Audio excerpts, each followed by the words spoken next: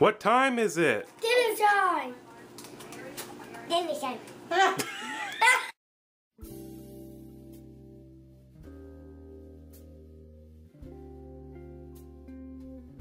Oh, he only had one line. Hello, and welcome to my first recipe video. This isn't really anything groundbreaking, it's just my method for simple, delicious, hearty pasta and meat sauce on a busy night after work.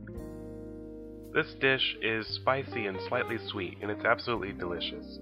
And if you got kids who like to help in the kitchen, this will be a great recipe for you. Hence my little helpers at the beginning of the video.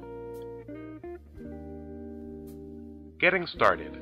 Okay, so the first thing you're going to need to do is chop yourself 1 onion, 1 red bell pepper, 1 Anaheim pepper, and a stalk of celery. Go ahead and set those aside for later and turn your attention to the stove. In a pan over medium heat, drizzle in a little olive oil and toss in a few pink peppercorns, a pinch of fennel seed, and 1 star anise pod. Also, a bay leaf if you'd like. Toast those for just a few seconds, just until you can smell them. Go ahead and add in your chopped veggies to the pan. Add in a pinch of kosher salt and let the veggies soften and brown up a bit. Don't be afraid to add in more olive oil if you need to. Now you're going to add a pinch of crushed red pepper and just a touch of paprika.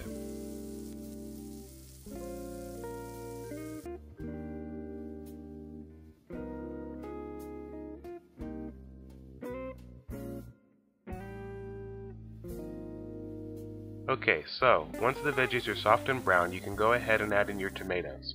As it's winter right now, the fresh tomatoes in my store aren't looking so fresh. So, I'm using canned tomatoes.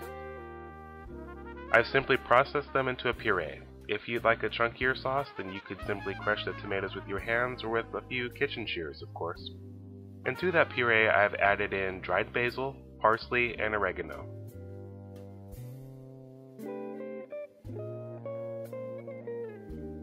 Once the sauce has begun to simmer, go ahead and add in some garlic. You can use as much or as little as you'd like. Mine happen to be an extremely large clove, so I'm using roughly the equivalent of 2 typically sized garlic cloves. And at this point, I will also add in my chopped thyme and rosemary. Thyme's a really lemony herb, and rosemary is very earthy. The two work together well in this sauce, and they make it taste light and fresh, but also hearty and comforting. Cover the pan and simmer on medium heat, and set aside. Starting with a hot pan, add in some olive oil and begin browning your sweet Italian sausage. I've chosen a nice sweet sausage because it really balances out the spiciness of the sauce and also has tons of great flavor of its own.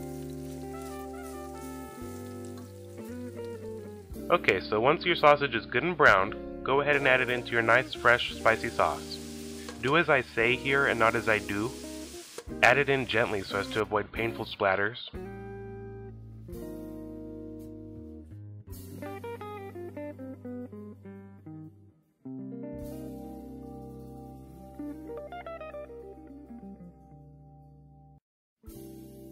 Add in a splash of red wine to deglaze the bottom of the pan and pick up all the flavors from that nice, delicious caramelized meat juice at the bottom.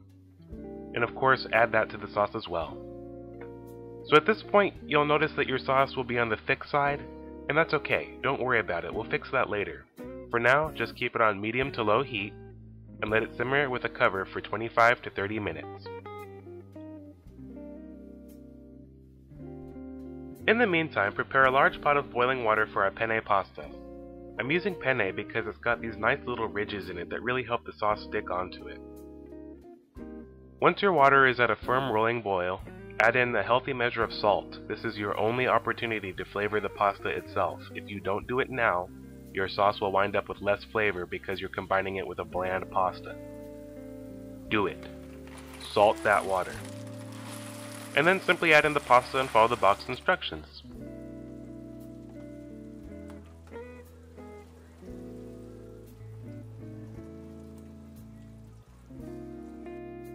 Paying attention to your sauce pot now, if it looks a little bit thick, go ahead and ladle in some of that nice starchy pasta water to help it thin the sauce but also make it stick to the pasta. Don't go overboard here, you just want the sauce to be a bit looser than it was before. Oh, and remember to discard that bay leaf and star anise pod. Those wouldn't be good to bite into.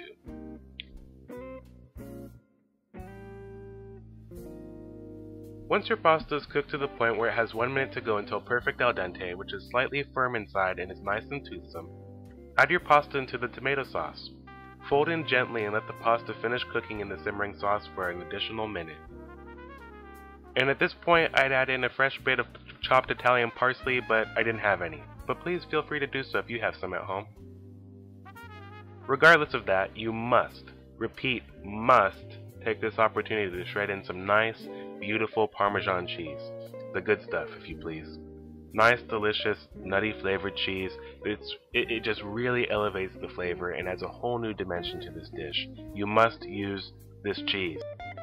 And that's it. Done. Simple, fresh, spicy, slightly sweet pasta with Italian sausage and subtle licorice accent from the fennel seed and star anise pod. And that nice, pungent, toasty, briny burst of flavor from those beautiful pink peppercorns. It's an absolutely delicious, full-flavored dish. This method really couldn't be much simpler, but remember it's just that. A method. You could play around with this all you like. Maybe you'd like to add in some nice fruity Kalamata olives, or some salty briny capers or anchovies, whatever. It's totally up to you. Play around with the peppers you use, add the herbs you like. It's just a method, not a strict directive. Well, that's it guys. That's my first video for a recipe on this channel and I hope you enjoyed it. Exact measurements for ingredients can be found in the description box below. If you have any opportunity to try this recipe out, please do so and let me know what you thought of it in the comments. Thanks for watching, and may the forks be with you. Was that too much? Bye guys.